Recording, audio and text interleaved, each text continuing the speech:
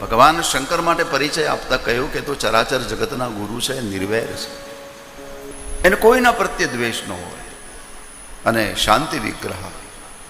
ભગવાન શંકરનું વિગ્રહ કેવું છે? સ્વરૂપ. વિગ્રહ એટલે સ્વરૂપ, મૂર્તિ શાંત છે.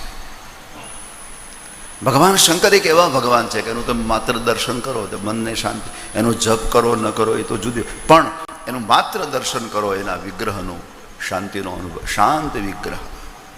આત્મા રામમ. ભગવાન શિવ તો આત્મારામ છે, તો એને દ્વેષ કઈ રીતે થયો? આપણે ત્યાં લોકો એમ માને કે ભગવાન શંકર થોડા ક્રોધી છે. ના, આપણે ત્યાં 3 ગુણના 3 માલિક છે. બ્રહ્મા એ રજોગુણના માલિક છે, વિષ્ણુ ભગવાન એ સત્વના માલિક છે, અને ભગવાન શંકર એ તામસના માલિક છે. એ તામસના માલિક છે, પોતે તામસી નથી. હવે જેના માથામાંથી ગંગા નીકળે એને ક્રોધ આવે ખરો?